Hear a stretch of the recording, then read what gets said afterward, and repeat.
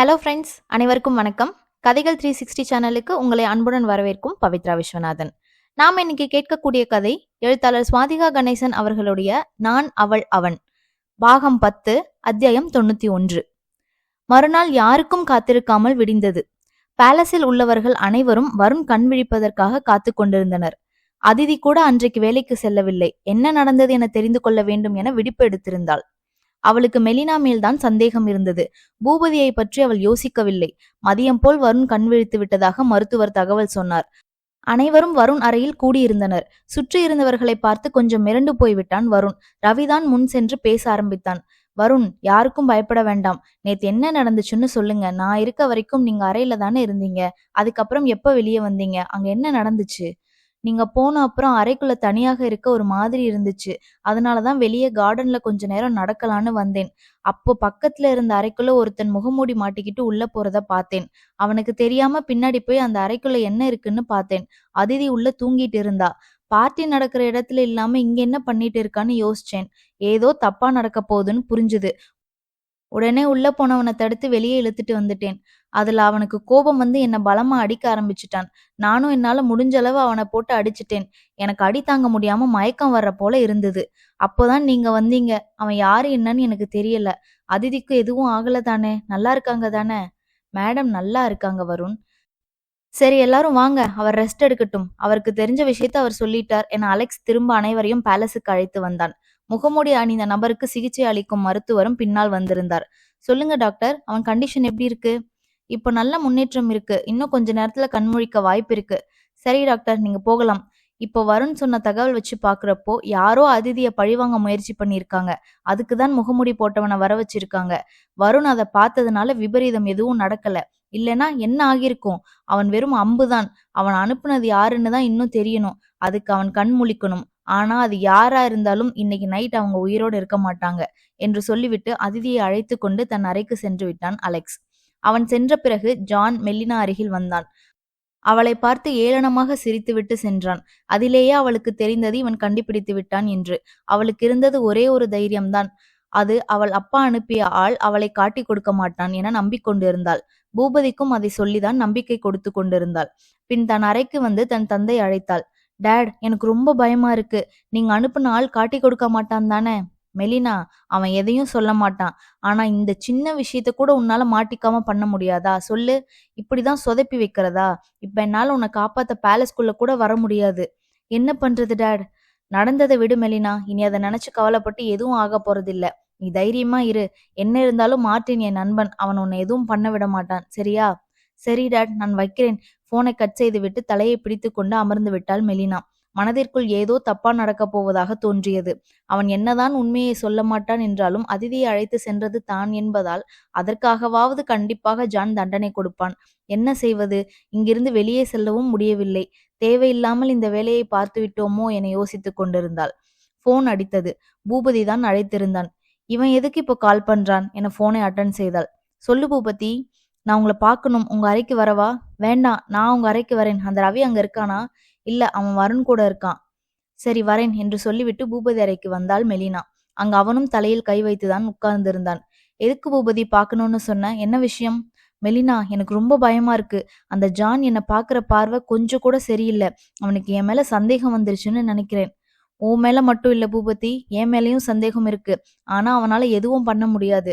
அப்பா அனுப்பி வச்ச ஆள் கண்டிப்பா நம்மளை காட்டி கொடுக்க மாட்டான். அதனால நீ பயப்பட வேண்டாம். முதல்ல இப்படி திரு திருன்னு முழிக்கிறத கொஞ்சம் ஸ்டாப் பண்ணு. உன் பயத்தை வச்சு அவங்க கண்டுபிடிக்க வாய்ப்பு இருக்கு. இல்ல, நான் எவ்வளவுதான் முயற்சி பண்ணாலும் என்னால பயப்படாம இருக்க முடியல. அந்த ஜானை பாக்குறப்பெல்லாம் கை கால் எல்லாம் தன்னை போல நடுங்க ஆரம்பிக்குது. இவ்வளவு பயம் இருக்க நீ என் கூட சேர்ந்து ஏன் டீல் போட்ட சொல்லு? உன்னை நம்பி இதை பண்ணது தப்பா போச்சு. அந்த பிளான் கூட சரியா நடக்கல. எல்லாம் வேஸ்ட். இங்க பாரு பூபதி, சும்மா பயந்து என்னையும் பயப்பட வைக்காத. அந்த அதிதிக்கு எதுவும் ஆகல. அதனால உண்மை தெரிஞ்சாலும் நம்மள பெருசா எதுவும் பண்ண மாட்டாங்க. அதனால நீ சும்மா இரு.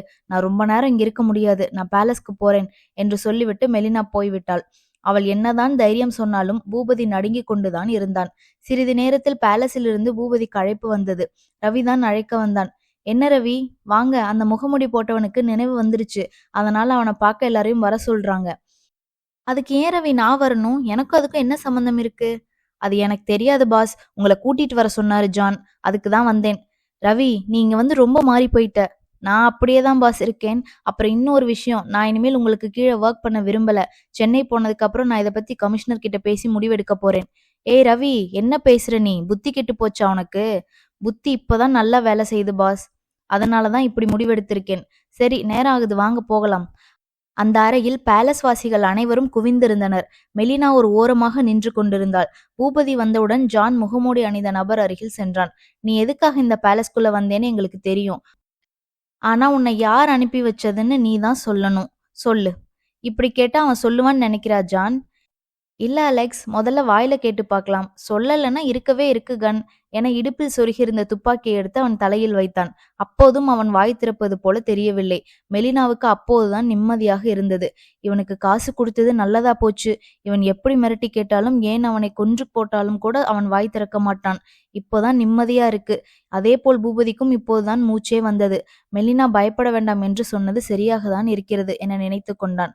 மெலினா, பூபதி இருவரும் ஒருவரை ஒருவர் ரகசியமாக பார்த்து சிரித்துக் கொண்டனர். இவர்களை ஜான், அலெக்ஸ் கவனித்துக் கொண்டுதான் இருந்தனர். சரி அலெக்ஸ், இவன்கிட்ட நீ பேசி வேஸ்ட். கிரீன், அவங்கள கூட்டிட்டு வா என சத்தமாக சொன்னான் ஜான். யார் வரப்போகிறார்கள் என அனைவரும் ஆர்வமாக பார்த்து கொண்டிருந்தனர். ஒரு 4 வயது பெண் குழந்தையும் ஒரு இளம் தாயும் உள்ளே அழைத்து வந்தான் கிரீன். அந்த சிறு பெண் தலையில் துப்பாக்கியை வைத்து விட்டான் ஜான். அதை பார்த்து அந்த முகமுடி போட்டவன் கதற ஆரம்பித்து விட்டான். குழந்தையிடம் வந்த அதிதியை கண்களால் தள்ளி நிற்க வைத்தான் ஜான். அதிதி அருகில் வந்த கிரீன், குழந்தைக்கு ஒன்னும் ஆகாது, பயப்பட வேண்டாம் மேடம் என்றான். இப்போ சொல்லு, யார் உன்னை அனுப்பி அதிதியை அசிங்கப்படுத்த சொன்னது என்று கேட்டான் ஜான். அந்த முகமூடி அணிந்தவன் கைகள் நேராக மெலினா மற்றும் பூபதியை காண்பித்தது. அடுத்த நொடி அந்த அறையில் இருந்து வந்த துப்பாக்கி சத்தம் அனைவரையும் அதிர செய்தது. அத்தியாயம் 92. முகமூடி அணிந்த நபர் அவன் உயிர் போய்விடும் என்ற சூழ்நிலை வந்தால் கூட உண்மையை சொல்லியிருக்க மாட்டான். ஆனால் அவன் மகள் மனைவியின் உயிர் ஆபத்தில் இருக்கும் நிலையில் அவனுக்கு வேறு வழியில்லை. அதனால் மெலினாவையும் பூபதியையும் நோக்கி கை காட்டி விட்டான். அவன் சொன்ன அடுத்த நொடி பூபதி முட்டி காலுக்கு கீழ் சுட்டி விட்டான் ஜான். அடுத்து மெலினா தலைக்கு குறிவைத்த போது அதிதி குறுக்கே வந்துவிட்டாள். குழந்தையெல்லாம் இருக்காங்க ஜான், கொஞ்சம் பொறுமையா இருங்க ப்ளீஸ் என்று கத்தினாள். பூபதி அதிக இரத்தப்போக்கு காரணமாக மயங்கி விழுந்து விட்டான். அலெக்ஸ் அங்கிருந்த அனைவரையும் வெளியேற்றி விட்டான். மெலினா மற்றும் பூபதியை வேறு அறைக்கு மாற்றிவிட்டனர். அந்த அறைக்குள் John, Alex, Ravi, Green, Martin, Aditi, Eliza மற்றும் விக்டோரியா உள்ளே இருந்தனர். ஜான், நீ அவசரப்பட்டுட்ட. ஏன் அவனை ஷூட் பண்ண? விசாரிச்சுதானே தண்டனை கொடுக்கணும், அது உனக்கு தெரியாதா? அவன் தப்பு பண்ணியிருக்கான்னு தெரிஞ்ச அப்புறம் எதுக்கு டேட் பொறுமையா இருக்கணும் சொல்லுங்க. மெலினாவை கொலை பண்ணாதான் என் ஆத்திரம் அடங்கும் டேட். கண்டிப்பா அவங்களுக்கு தண்டனை கொடுக்கலாம் ஜான். ஆனா அதுக்கு முன்னாடி அவங்க பக்கம் நியாயம் கேட்க வேண்டாமா சொல்லு. இதுல கேட்க என்ன டேட் இருக்கு? அவங்க பண்ணது தப்புன்னு உங்களுக்கே தெரியலையா? தெரியுது ஜான், அதுக்காக கொல்ல முடியுமா சொல்லு. அந்த பூபதி ஒரு போலீஸ். அவன் இங்கதான் வரேன்னு சொல்லிட்டு தான் வந்திருக்கான். அவனுக்கு இங்க ஏதாவது ஆனா அதுக்கு நம்ம தான் பொறுப்பு. புரியுதா உனக்கு? ஆமா ஜான், அவருக்கு ஒரு வயசான அம்மா இருக்காங்க. அவங்களுக்கு இவர் மட்டும்தான் இருக்காரு. இவருக்கு ஏதாவது ஆனா அவங்க தாங்க மாட்டாங்க. எனக்கு அவங்கள ரொம்ப பிடிக்கும். ப்ளீஸ் எனக்காக அவர் எதுவும் பண்ண வேண்டாம். என்ன அதிதி, அவங்க உன்னை என்ன பண்ண பிளான் பண்ணாங்கன்னு தெரிஞ்சுதான் பேசுறியா? இல்ல அலெக்ஸ், எனக்கும் அவர் மேல கோபம் இருக்குதான். ஆனா கொலை பண்ண எல்லாம் வேண்டாம், அது பாவம். அதுதான் எனக்கு எதுவும் ஆகல தானே அலெக்ஸ். ஜான், உங்க கோபம் எனக்கு புரியுது. அவங்க 2 பேருக்கும் தண்டனை கொடுங்க, நான் வேண்டான்னு சொல்லல. ஆனா கொலையெல்லாம் பண்ண வேண்டாம். நீங்க நான் சொல்றது கேப்பீங்க தானே ப்ளீஸ். அதற்கு மேல் ஜான் அங்கு நிற்கவில்லை.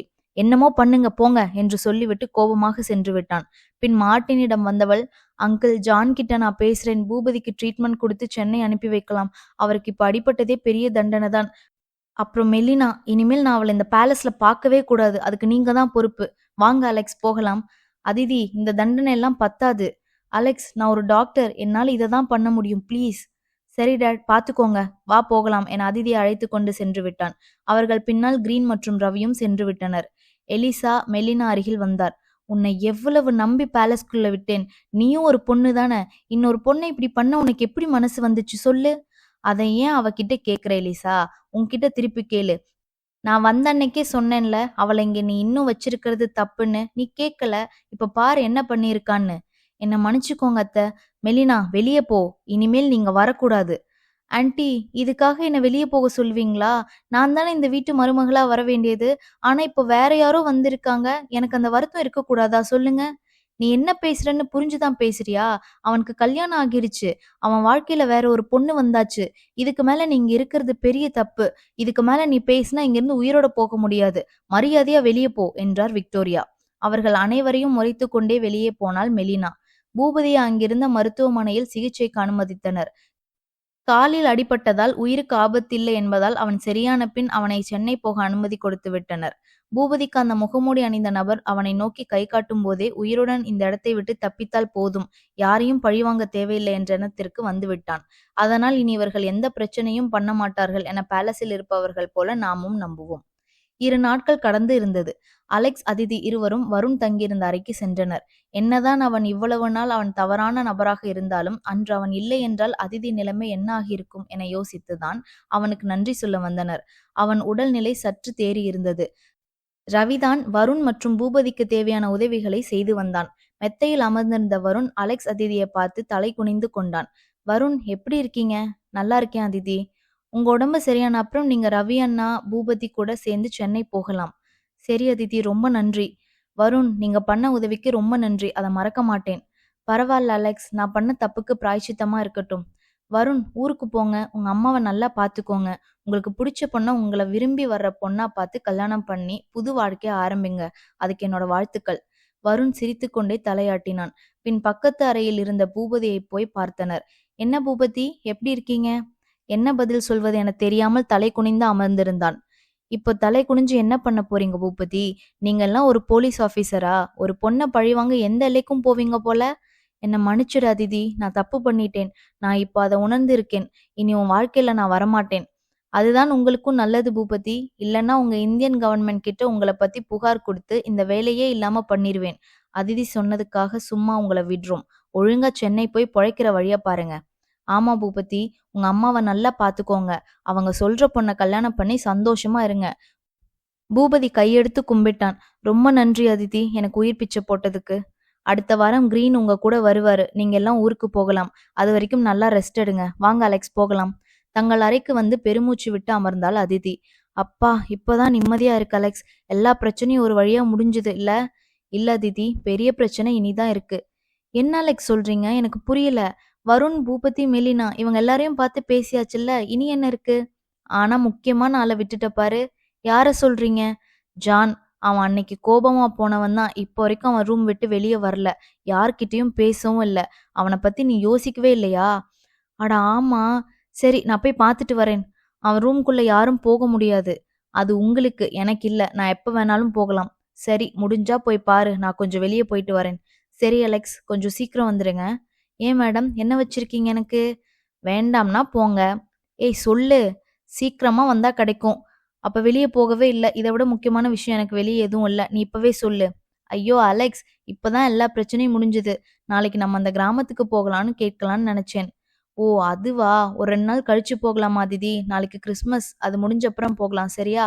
சரி அலெக்ஸ், ஆனா இந்த தடவை கொஞ்ச நாள் அங்க இருக்கலாம். எனக்கு அந்த ஊர் ரொம்ப பிடிச்சிருக்கு. கண்டிப்பா திதி, எனக்கு இங்க வேலை கம்மியா தான் இருக்கு. நம்ம அங்க இருக்கலாம். சரி அலெக்ஸ், இப்ப நீங்க வெளியே போயிட்டு வாங்க. நான் போய் ஜானை பாக்குறேன். சரியா திதி? ஜான் அதிதியை மன்னிப்பானா? அத்தியாயம் 93. அலெக்ஸ் வெளியே கிளம்பிய பிறகு அதிதி ஜான் அறைக்கு சென்றாள். அவன் அறை வெளிப்புறமாக பூட்டியிருந்தது. எங்க போனாரு என யோசித்துக் கொண்டிருக்கும் போதே மேரி அங்கு வந்தார். என்ன மேடம், ஏன் இங்க நிக்கிறீங்க? இல்ல, ஜான் இல்லையா? அவர் ரூம் பூட்டி இருக்கு, அதான். அவர் இப்பதான் வெளியே போனாரு அதிதி மேடம். எங்க போனாரு? எப்ப வருவாங்கன்னு ஏதாவது சொல்லிட்டு போனாங்களா? தெரியல மேடம், பெரிய பேக் எடுத்துட்டு போனாங்க. வெளிநாடு போறாங்க போல. ஓ சரி, நான் கால் பண்ணி பாக்குறேன் என போனை எடுத்து ஜானை அழைத்தாள். அவள் அழைப்பை அவன் ஏற்கவில்லை. மேலும் 2 முறை முயற்சி செய்து பார்த்தாள். அவன் எடுக்கவில்லை. ஒருவேளை கோபத்தில் தான் வெளியூர் போயிட்டாரு போல. 2 நாள்ல அவர் கோபம் குறையும், அப்புறம் போய் பேசலாம்னு நினைச்சேன். ஆனா அவர் கோபம் அதிகமாகிதான் ஊருக்கு போயிட்டாரு போல. நான் வந்து பேசியிருக்கணும், தப்பு பண்ணிட்டேன் என யோசித்து கொண்டிருந்தாள். அப்போது போன் அடித்தது. ஜான் தான் அழைத்தான். ஹலோ ஜான், எங்க போனீங்க? நான் உங்களை தேடிட்டு இருக்கேன். நான் யார் உங்களுக்கு? நீங்க ஏன் என்ன தேடணும்? என்ன ஜான் இப்படி பேசுறீங்க? என்னதான் கோபம் இருந்தாலும் இந்த மாதிரி பேசக்கூடாது தெரியுமா? எனக்கு மனசு கஷ்டமா இருக்கு. ஆமா, உங்களுக்கு மட்டும்தான் மனசு இருக்கு. எங்களுக்கெல்லாம் உள்ள கல்லுதான் இருக்கு பாரு. ஜான் ப்ளீஸ் இப்படி பேசாதீங்க. நீங்க எங்க இருக்கீங்கன்னு சொல்லுங்க, நான் வரேன். உங்களை பார்க்கணும். அதெல்லாம் தேவையில்லை. எனக்கு யாரையும் பார்க்கவும் விருப்பம் இல்லை. நீங்க வர தேவையில்லை. ஜான், உங்களுக்கு மட்டும்தான் கோபம் வருமா? எனக்கும் வரும். இப்ப மட்டும் நீங்க என்கிட்ட ஒழுங்கா பேசல, நான் எப்பவும் பேச மாட்டேன் பாத்துக்கோங்க. பேச வேண்டாம். உங்களுக்கு யார் முக்கியமோ அவங்க கிட்ட பேசுங்க. அதை தானே 2 நாளா பண்ணீங்க. ஜான் ப்ளீஸ், உங்க கோபம் குறையட்டும் தான் வெயிட் பண்ணிட்டு இருந்தேன். அதனால தான் உங்கள பார்க்க வரல. இது ஒரு தப்பா? சொல்லுங்க. தப்பு இல்லங்க. எதுவும் தப்பு இல்ல. எனக்கு இன்னும் கோபம் குறையல. அதனால நீங்க ஃபோன வைங்க. ஜான், எனக்கு இப்போ உங்கள பார்க்கணும். நீங்க உடனே பேலஸ்க்கு வரணும். உங்களுக்கு 30 நிமிஷம் தான் டைம். நீங்க வரல, அப்புறம் அதிதின்னு ஒரு ஆள் இங்க இருந்ததையே மறந்துருங்க என சொல்லிவிட்டு ஃபோனை வைத்து விட்டாள். அதிதிக்கு உறுதியாக தெரியும் ஜான் வந்து விடுவான் என்று. அதனால் கார்டனில் அமர்ந்து விட்டாள். சொன்னபடியே 20 நிமிடத்தில் புயல் வேகத்தில் ஜான் கார் வந்தது. அதிதி தனக்குள் சிரித்துக் கொண்டாள். ஆள் தான் பார்க்க பயமா இருக்கு. ஆனா மனசுல குழந்தை மாதிரி என நினைத்து கொண்டாள். வேகமாக அதிதி அருகில் நடந்து வந்தவன் பேக்கை தூக்கி வீசிவிட்டு அதிதி எதிரில் இருந்த சேரில் அமர்ந்தான். இல்லை, மன்னிக்கவும். அமர்ந்த அவனை முறைத்துக் கொண்டிருந்தான். அதிதி மேரியை அழைத்து ஜூஸ் எடுத்து வர சொன்னாள். ஜூஸ் வந்த பின், இந்தாங்க, நல்லா சில்லுன்னு இருக்கு, முதல்ல குடிங்க, அப்புறம் பேசலாம். அதெல்லாம் தேவையில்லை. என்ன சொல்லணும்னு சொல்லுங்க. எனக்கு ஃப்ளைட் டைம் ஆச்சு. நான் போகணும். ஃப்ளைட்டா? எங்க போறீங்க என்கிட்ட சொல்லாம? நீங்க மட்டும் என்கிட்ட சொல்லாம எல்லாம் பண்ணலாம், நான் பண்ணக்கூடாதா? இங்க பாருங்க, என் புருஷனோட அண்ணன்னு பாக்குறேன். இல்ல மண்டைய உடைச்சிருவேன் பாத்துக்கோங்க. ஒழுங்கா என்கிட்ட பேச முடியுமா முடியாதா? இப்ப என்ன கோபம் உங்களுக்கு? அவங்க 2 பேரையும் உங்க கையால கொலை பண்ணியிருந்தா நிம்மதியா சந்தோஷமா இருந்திருப்பீங்களா? அது நடக்கலைன்னு தான் இப்ப கோபமா? சொல்லுங்க. ஜான் முகத்தை தூக்கி வைத்துக்கொண்டு அமர்ந்திருந்தான். அதான் எனக்கு எதுவும் ஆகலைல்ல, அப்புறம் என்ன? ஆகலதான். ஆகி இருந்தாலும் இப்படிதான் பேசுவியா? சொல்லு. விடுங்க ஜான், இவ்வளவு யோசிக்கிற அளவு அவங்க பெரிய ஆளுங்க இல்ல. ப்ளீஸ். சரி, எனக்கு கோபம் இல்ல. இப்ப நான் போலாமா? எங்கன்னு அத சொல்லிட்டு போங்க. 2 டேஸ் ட்ரிப் ஃபின்லாந்து போறேன். அங்க கொஞ்சம் வேல. அப்ப நானும் வரவா? எனக்கு ஃபின்லாந்து ரொம்ப பிடிக்கும். நான் அங்க இருந்தப்போ நல்லாவே சுத்தி பார்க்கல. என்னையும் கூட்டிட்டு போங்க. இங்க கிறிஸ்மஸ் இருக்கு. உன்ன டாடி விடமாட்டாரு. அப்ப நீங்களும் இங்க இருங்க. போக்கூடாது. கிறிஸ்மஸ் முடிஞ்சு போகலாம். இல்ல அதித்தி, அது நீங்க போக்கூடாது. நம்ம ஒண்ணா கிறிஸ்மஸ் கொண்டாடலாம். சரியா? என அவனது பேக்கை தூக்கிக் கொண்டு ஓடிவிட்டாள். அப்போதுதான் ஜான் முகத்தில் சிரிப்பு வந்தது. அவனுக்கு அதிதி இப்படி பேசுவதுதான் பிடித்திருந்தது. ரோசி இருந்தால் ஒருவேளை இப்படித்தான் இருந்திருப்பாள் என தோன்றியது. மனதுக்கு நிம்மதியாகவும் சந்தோஷமாகவும் இருந்தது. அதே மகிழ்வோடு அந்த வருட கிறிஸ்மஸ் நன்றாக போனது. ரவிக்கு போலீசில் பணிபுரிய விருப்பமில்லை என அதிதியிடம் சொல்லியிருந்தான். அதனால் சென்னையில் நல்ல வேலை ஒன்றை ஏற்பாடு செய்து கொடுத்தாள். அது போக அவனுக்கு தேவையான அனைத்தும் வாங்கி கொடுத்திருந்தாள். அடுத்த 2 நாளில் ரவி, பூபதி, வருண், கிரீன் அனைவரும் சென்னை கிளம்பினர். வருண், பூபதி இருவரும் அதிதியிடம் பலமுறை மன்னிப்பு கேட்டுவிட்டுதான் கிளம்பினர். அடுத்த நாள் அலெக்ஸ், அதிதி இருவரும் வீட்டில் இருக்கும் அனைவரிடமும் விடை பெற்றுக் கொண்டு கிராமத்திற்கு சென்று விட்டனர். அவர்கள் சென்ற பின் விக்டோரியா எலிசா அறைக்கு வந்தார். வாங்க ஆண்டி, உட்காருங்க. எலிசா, நான் உன்கிட்ட கொஞ்சம் பேசணும். சரி, சொல்லுங்க. அதிதி மேல உனக்கு இன்னும் என்ன கோபம் இருக்கு சொல்லு. ஆண்டி, அது சொல்லு எலிசா. நான் வந்த அன்னைக்கே உன்கிட்ட சொன்னேன், அலெக்ஸ் அந்த பொண்ணு கூட சேர்ந்து வாழ ஆரம்பிச்சுட்டான் அப்படின்னு. அப்ப அவ தானே இந்த பேலஸ்க்கு அடுத்த வாரிசை பெத்து கொடுக்க போறா. அது உனக்கு புரியுதா இல்லையா? உன் மனசுல இன்னும் அந்த மெலினாவை தான் உன் மருமகளா நினைச்சுக்கிட்டு இருக்க, அப்படித்தானே? அவ அப்படி ஒரு தப்பு பண்ண அப்புறம் கூட நீ அதிதியை ஏத்துக்க தயாரா இல்லையா? சொல்லு. இல்ல ஆண்டி, நான் முதல்ல ஜான்க்கு கல்யாணம் பண்ணி பார்க்கணும்னு ஆசைப்பட்டேன். ஆனா அவனுக்கு காதல், கல்யாணம் இதுல எல்லாம் நம்பிக்கை இல்லைன்னு சொல்லிட்டான். அதுக்கப்புறம் தான் மெலினா வந்தா. அவ அலெக்ஸை லவ் பண்றேன்னு சொன்னான். அலெக்ஸ் கூட சம்மதம் சொன்னான். அதனால தான் அவனுக்கு அவ கூட நிச்சயம் பண்ணும். அப்ப இருந்தே நான் அவளை என் மருமகளா நினைக்க ஆரம்பிச்சிட்டேன். அது ரொம்ப வருஷமா அந்த நினைப்புல இருந்துட்டேன். உடனே அதை மாத்த முடியல. ஆனா மெலினா எப்போ அவ்வளவு பெரிய தப்பு பண்ணான்னு தெரிய வந்துச்சோ அப்பவே என் மனசுல இருந்து அவளை தூக்கி எறிஞ்சிட்டேன். இப்ப அவ யாரோ, நான் யாரோ. நான் அப்படிதான் இருக்கேன். அப்புறம் என்ன எலிசா? அதிதி ஏத்துக்க வேண்டியது தானே? இப்ப அவங்க கிளம்புறப்ப கூட நீ வழி அனுப்ப வரல. அலெக்ஸ் எவ்வளவு எதிர்பார்த்தான் தெரியுமா? உன்னை அதை பார்த்த அப்புறம் தான் உன்கிட்ட இப்ப பேச வந்தேன். சரி ஆண்டி, இனி என்ன மாத்திக்க முயற்சி பண்றேன். அது பத்தாது, நீ அதிதி கூட நல்லா பேசி பழகணும். அந்த பொண்ணு அம்மா இங்க இல்ல. சொல்லப்போனா அவளுக்கு இங்க எந்த உறவும் இல்ல. அவன் உன் பையன் மேல வச்ச காதலுக்காக அவ உறவுகள் எல்லாத்தையும் விட்டுட்டு இங்க இருக்கா. அது யாருக்காக அப்படின்னு நீ கொஞ்சம் புரிஞ்சுக்க எலிசா. சரி ஆண்டி, புரியுது. சரி, நான் நாளைக்கு கிராமத்துக்கு கிளம்புறேன். அடுத்த வருஷம் நான் வர்றப்போ நீ உன் கிராண்ட் சைல்ட் கூட இருக்கணும். அதுதான் என் ஆசை. கண்டிப்பா ஆண்டி. மறுநாள் சொன்னது போலவே விக்டோரியா அவரது கிராமத்திற்கு கிளம்பி விட்டார். ஜான் பின்லாந்து போய்விட்டான். யாரும் இல்லாததால் பேலஸ் திரும்பவும் கலை இழந்தது போல் ஆகிவிட்டது. ஜான், அலெக்ஸ் இருவருமே எப்போதும் வெளிநாடுகளில்தான் இருப்பார்கள். அதிதி வந்த பிறகுதான் அவர்கள் நீண்ட நாட்கள் பேலஸில் இருந்தது. எலிசா மெதுவாக அதை உணர ஆரம்பித்தார். அதிதி இருந்தால்தான் இந்த இடமே மகிழ்ச்சியாக இருக்கிறது. அவள் வந்த பின் அவளிடம் நன்றாக நடந்து கொள்ள வேண்டும் என முடிவு செய்திருந்தார். போன முறை வந்திருந்த போது கூட பூபதி பற்றி நினைத்து கவலையில் இருந்தாள் அதிதி. ஆனால் இப்போது எதை பற்றியும் யோசிக்கவில்லை. மிக மகிழ்ச்சியாக இருந்தாள். அலெக்ஸ் அங்கேயே ஒரு சிறு தோட்டம் அமைத்திருந்தான். அதிதி அங்கிருக்கும் சிறு மருத்துவமனையில் அடிக்கடி போய் சேவை செய்து வந்தாள். இரவு கூடல் விளையாட்டுகள், பகலில் வேலை என அவர்கள் பொழுது ஆனந்தமாக சென்றது. ஒரு நாள் இரவு அதிதிக்கு போன் கால் வந்தது. இந்தியா நம்பரிலிருந்து வந்தது. ரவிதான் போல என நினைத்து போனை அட்டன் செய்தாள். ஆனா மறுபுறம் லைனில் இருந்தது. அத்தியாயம் 94. கிராமத்திற்கு வந்த பின் அலெக்ஸ், அதிதி இருவருக்கும் பொழுது நன்றாக போனது. அங்கு சிறு தோட்டத்தை அமைத்து அதை பராமரித்து வந்தான் அலெக்ஸ். அதிதி அங்கிருந்த சிறு மருத்துவமனையில் பணிபுரிந்து வந்தாள். பகலில் அவரவர் வேலை, இரவில் கூடல் விளையாட்டுகள் என அவர் வாழ்க்கை சந்தோஷமாக போனது. அப்படி ஒரு நாள் இரவு இருவரும் சேர்ந்து உணவு சமைத்து தோட்டத்தில் வந்து அமர்ந்து நிலவை ரசித்து கொண்டே சாப்பிட்டு கொண்டிருந்தனர். அப்போது அதிதி போன் அடித்தது. இந்தியன் நம்பர் வந்தது. யாரு அதிதி? ரவி அண்ணா போல இருக்கு. அங்க போய் வேலை செட் ஆன உடனே கால் பண்றேன்னு சொன்னாரு. ஜாயின் பண்ணிட்டாரு போல இருக்கு. அதுக்கு தான் போன் பண்ணிருக்காரு. ஹலோ என்றாள். மறுபுறம் கேட்ட அதிதி என்ற குரலை கேட்டு அதிதி கதறி அழுக ஆரம்பித்து விட்டாள். அதிதி, என்ன ஆச்சுடா? எதுக்கு இப்படி அழுகிற? யார் போன்ல என கேட்டபடி ஓடி வந்தான் அலெக்ஸ். அப்பா என சொல்லி கதறி அழுதாள். அலெக்ஸ் போனை எடுத்து கட் செய்து விட்டான். அதிதி அழுது முடிக்கட்டும். அதற்குள் ஒரு வாரத்திற்கு முன் நடந்த அலெக்ஸ் கிரீன் உரையாடலை பார்த்துவிட்டு வருவோம். கிரீன் கிளம்புவதற்கு 2 நாட்களுக்கு முன் அலெக்ஸை தனியாக சந்தித்தான். சொல்லுடா, என்ன உன் லவரை பார்க்க ஊருக்கு போற? ஒரே ஜாலிதான் போல. அப்படி இல்ல பாஸ், சென்னையில இருக்கப்ப அவளை பார்க்கணும்னு நினைக்கல. ஆனா இங்க வந்த அப்புறம் அடிக்கடி அவன் ஞாபகம் வருது. பார்க்கணும்னு மனசு சொல்லிட்டே இருக்கு பாஸ். அதனாலதான் ஒரு தடவை போய் பார்த்துட்டு வந்தா கொஞ்சம் நிம்மதியா இருக்கும். எப்படி இருந்தாலும் நான் இவங்களெல்லாம் கூட்டிட்டு போய் தானே ஆகணும்.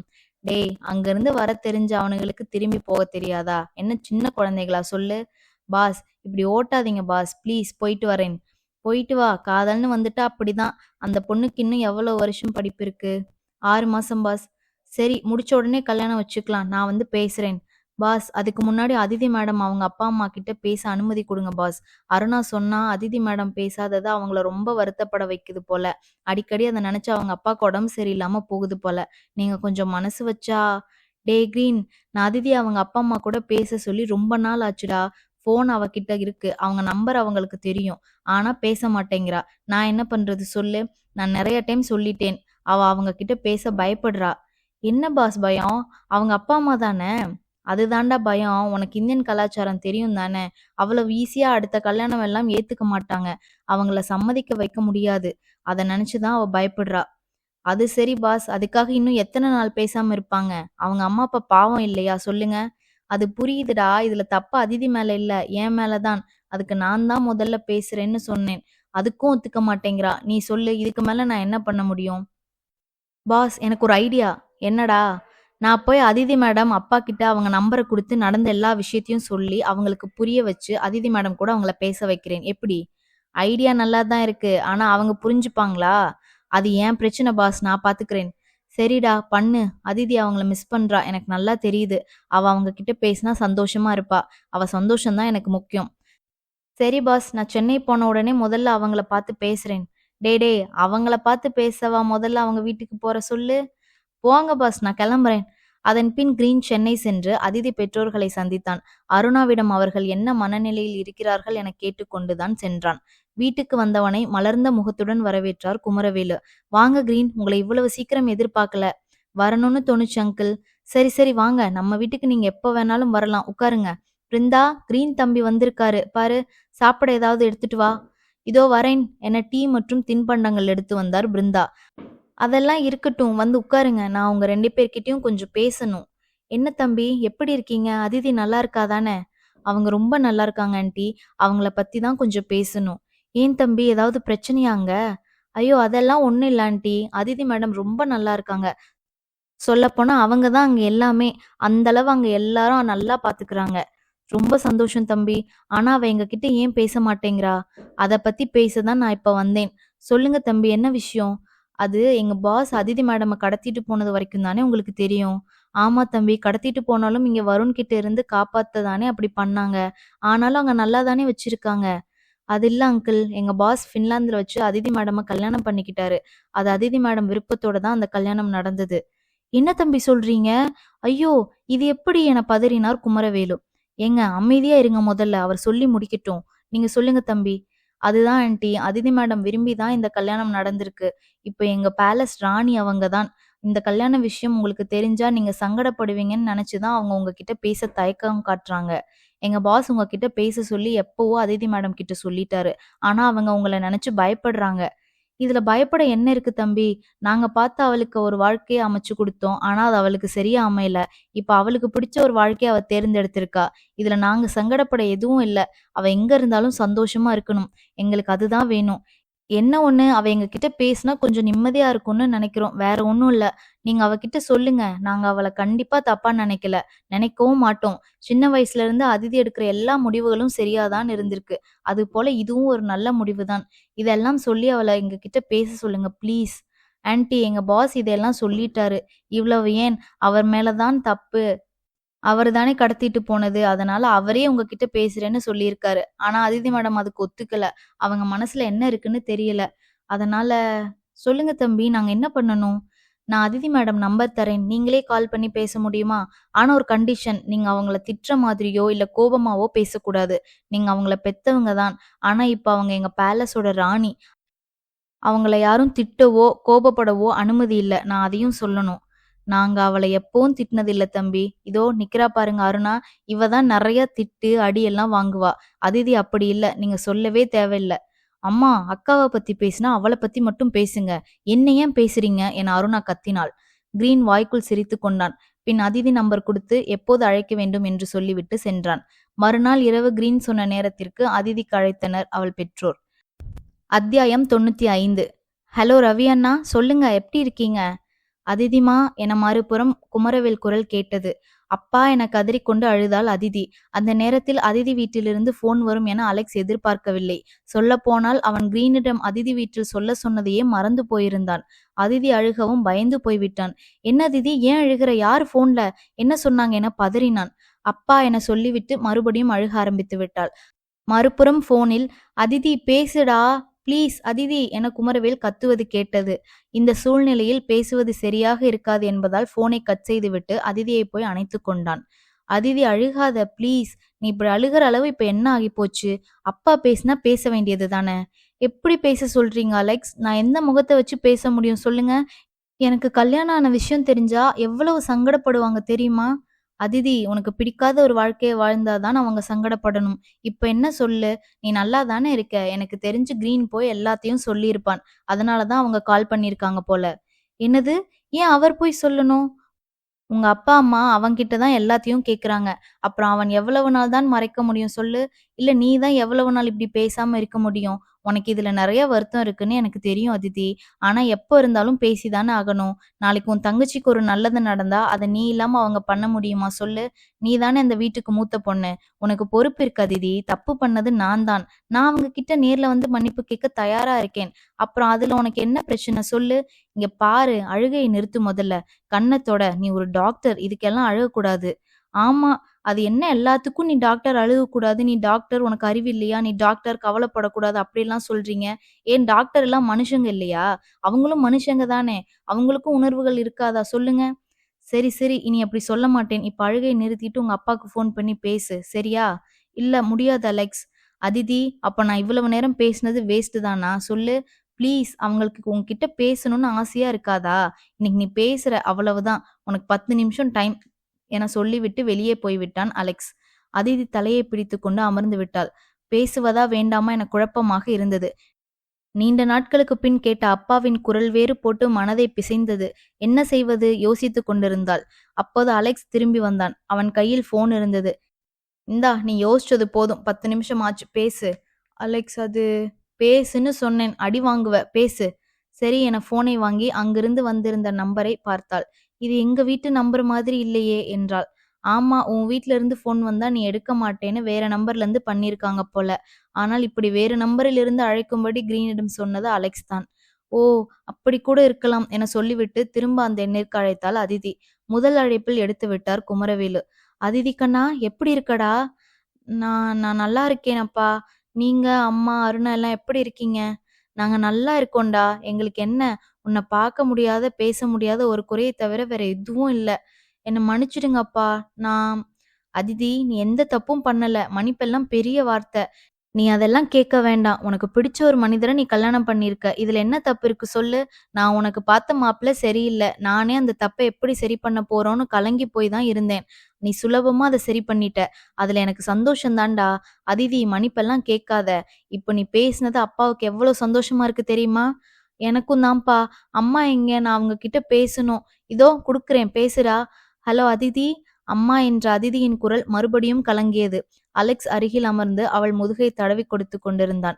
அவள் குரலை வைத்தே அவள் அழுவதைத் தெரிந்து கொண்ட பிருந்தா, எதுக்கு அழுகுற அதிதி?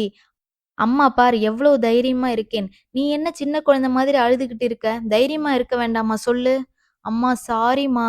எதுக்குடா சாரி எல்லாம்? விடு. நடந்தத எதுவும் இனி மாத்த முடியாது.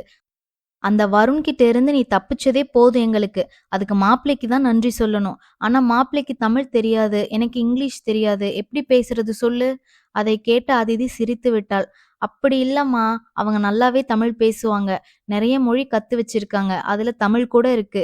அப்படியா? நல்லதா போச்சு. அப்புறம் அதிதி நீ சந்தோஷமா இருக்கியா? நான் கேக்குறது உனக்கு புரியுதுல்ல அதிதி?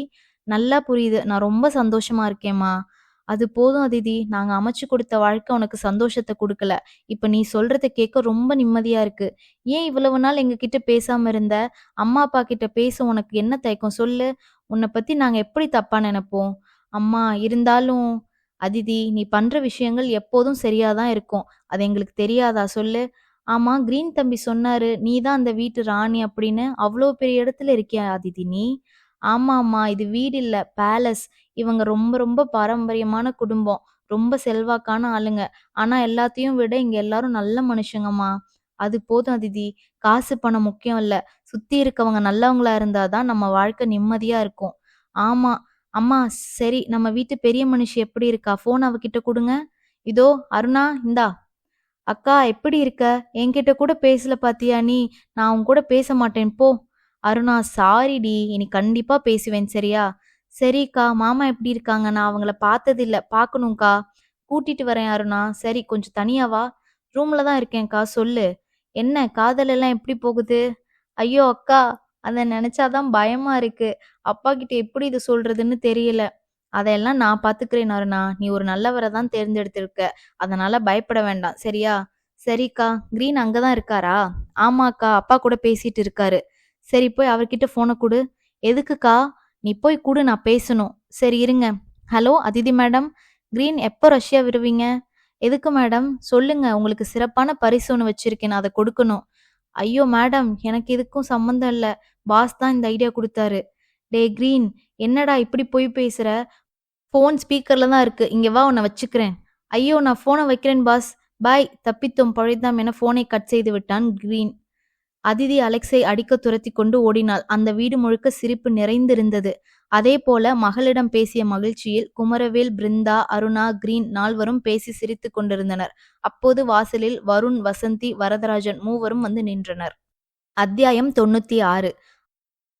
அருணா வசந்திக்கு அழைத்து வருண் ரஷ்யா சென்றிருப்பதாக கூறிய பின், அங்கு ஏன் சென்றாய்? அதிதி வாழ்க்கையில் உன்னால் எந்த ஒரு பிரச்சனையும் வரக்கூடாது என்று சொல்வதற்காக பலமுறை வருணுக்கு போன் செய்து பார்த்தார் வசந்தி. ஆனால் அவன் அவரது எந்த அழைப்பையும் ஏற்கவில்லை. பின் வரதராஜனிடம் சொல்லி அவரை பேச சொன்னார். அவரது அழைப்பை ஒருமுறை ஏற்ற வருண், அதிதியை பழிவாங்காமல் சென்னை திரும்பும் எண்ணம் இல்லை என்று கூறிவிட்டான். வசந்தி வரதராஜனிடம் புலம்பி தள்ளிவிட்டார். உங்கள் வளர்ப்பு சரியில்லை. அதனாலதான் அவன் இப்படி அவன் இஷ்டத்துக்கு ஆடுறான். இப்ப பாருங்க உங்க பேச்ச கூட கேட்க மாட்டேங்கிறான். கூட இருந்தப்பதான் அந்த பொண்ணு நிம்மதியா இருக்க விடல. இப்ப கண் காணாத இடத்துக்கு அவ போயிட்டா. இப்ப கூட இப்படி பண்ணணுமா சொல்லுங்க? வரதராஜன் வருணிடம் எவ்வளவோ பேசி பார்த்தார். ஆனால் அவன் தன் எண்ணத்தை மாற்றிக்கொள்ளவில்லை. ஒரு கட்டத்தில் இவர்கள் அழைத்தால் போனை எடுப்பதையே நிறுத்திவிட்டான். பெரியவர்கள் இருவருக்கும் அதற்கு மேல் என்ன செய்வதென தெரியவில்லை. அருணா சொன்னதை வைத்து பார்க்கும்போது வருண் உயிருடன் திரும்பி வருவானா என்பதே தெரியவில்லை. சாமியை வேண்டியபடி இருந்தனர். அதன் பின் 2 வாரத்திற்கு பின் திரும்பி வந்தான் வருண். வரும்போதே சோர்ந்து போய்தான் இருந்தான். வந்து சிறிது நேரத்திற்கு யாரிடமும் பேசவில்லை. தன் அறைக்குள் சென்று அடைந்து விட்டான். அவன் உயிருடன் திரும்பி வந்ததே போதும் என்பதால் அவனிடம் எதுவும் கேட்கவில்லை. மதிய உணவு இடைவேளையில் தான் அறையை விட்டு வெளியே வந்தான் வருண். வசந்தி சமைத்து வைத்திருந்த உணவு அவனுக்கு அமிர்தமாய் இறங்கியது. பின் அப்பா அம்மா நான் உங்க 2 பேர்கிட்டயும் கொஞ்சம் பேசணும். சாப்பிட்டு வாங்க என்றான். சரிப்பா. பின் வரவேற்பறையில் வந்து அமர்ந்தனர். சொல்லு வருண் என்ன விஷயம்? நான் ரஷ்யா போனது ரொம்ப தப்புமா. எனக்கு அது கொஞ்சம் லேட்டா தான் புரிஞ்சுது. உங்க பேச்ச கேட்காம அங்கருந்து வரமாட்டேன்னு சொன்னதுக்கு என்ன மன்னிச்சிருங்க. அதிதி எப்படி இருக்கா வருண்? அங்க உன்னால அவளுக்கு ஒரு பிரச்சனையும் இல்லையே? அதெல்லாம் இல்லம்மா என அங்கு நடந்தவை அனைத்தையும் சொன்னான். அதை கேட்டு அதிர்ந்து போய்விட்டனர் இருவரும். அந்த போலீஸ்காரன் இவ்வளவு கெட்டவன்னு தெரியாம போச்சே. அவன் பேச்ச கேட்டு நீ இப்படியெல்லாம் பண்ணியிருக்க கூடாது வருண். ஆமாமா அது எனக்கும் அங்க போய் தான் புரிஞ்சுது. ஆனா கடைசியில நீ அதிதிக்கு நல்லதுதான் பண்ணிட்டு வந்திருக்க. அது வரைக்கும் எனக்கு சந்தோஷம்தான் வருண். நான் திருந்திட்டேன் அம்மா. இனி அந்த மாதிரி கடத்தல் தொழிலெல்லாம் பண்ண போறதில்ல. ஃபேக்டரி, கல்யாண மண்டபம், மத்த தொழில் இத தான் பாத்துக்க போறேன். என்னை இப்படியே விரும்புற பொண்ணு கிடைச்சா கல்யாணம் பண்ணிக்கிறேன். அதிதி ரொம்ப நல்ல பொண்ணு. எனக்கு தான் அவ கூட வாழ குடுத்து வைக்கல. ஆனா அதிகமா பேசி பழகாத அலெக்ஸுக்கு அதிதிய பத்தி நல்லா தெரிஞ்சிருக்கு. அதனால தான் அவன் அவள கடத்திட்டு போயிருக்கான். நல்லாவும் வச்சிருக்கான். அவங்க ரொம்ப நல்ல தம்பதி. பார்க்கவே ரொம்ப நல்லா இருக்கும். அதிதிய டிவோர்ஸ் பண்ணது நல்லதுதான். என்னால அவளுக்கு அந்த மாதிரி ஒரு நல்ல வாழ்க்கைய கண்டிப்பா குடுத்திருக்க முடியாது. அவங்க ராணி மாதிரி இருக்கா. மாதிரி என்ன? அவ தான் அங்க இருக்க அவ்வளவு பெரிய பேலஸ்க்கும் ராணி. அவ அதுக்கு தகுதியான ஆள்தான். ரொம்ப சந்தோஷம் வருண். உன்கிட்ட இப்படி ஒரு மாற்றத்த நான் எதிர்பார்க்கவே இல்ல. காலமும் சூழ்நிலையும் தான் அம்மா ஒரு மனுஷன மாத்துது.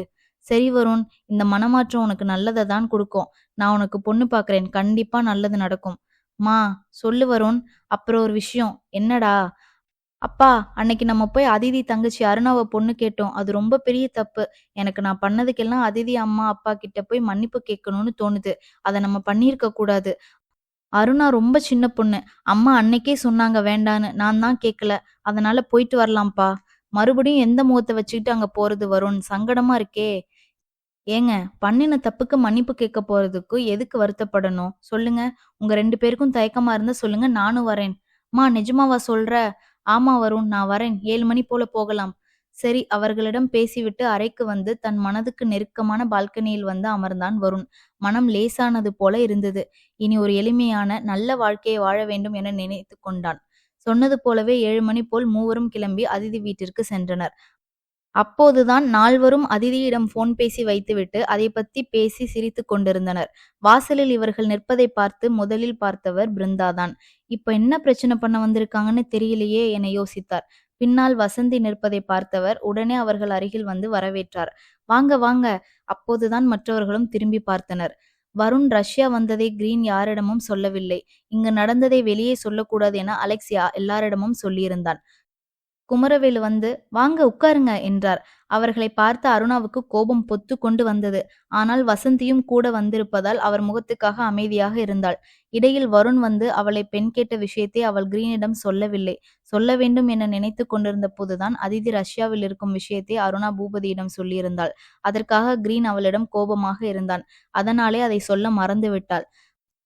பிருந்தா அனைவருக்கும் டீ கொண்டு வந்து கொடுத்தார். சொல்லுங்க என்ன விஷயம் என மெதுவாக பேச்சை ஆரம்பித்தார் குமரவேல். அது அன்னைக்கு வந்து அருணாவை வருணுக்கு பொண்ணு கேட்டது ரொம்ப தப்பு. அதுக்கு மன்னிப்பு கேட்க தான் வந்திருக்கோம் என்றார் வசந்தி. அதை கேட்ட கிரீன் முகம் சிவந்து விட்டது. அருணாவை பார்த்து முறைத்தான். அவளுக்கு உடல் நடுங்கி போய்விட்டது. ஐயோ சொல்லாம விட்டது தப்பா போச்சு போல இருக்கே. இப்ப என்ன சொல்லி சமாளிக்கிறது என யோசித்தாள். ஆமா அங்கிள், நான் இப்போதான் என் தப்ப உணர்ந்துட்டேன்.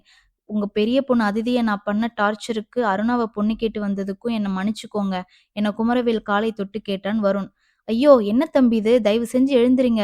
அதெல்லாம் ஒண்ணும் இல்ல. உங்க தப்ப உணர்ந்தது போதும். விடுங்க, உட்காருங்க. நீங்களும் எங்களை மன்னிச்சிருங்க ஆன்ட்டி. விடுங்க தம்பி, பரவாயில்ல.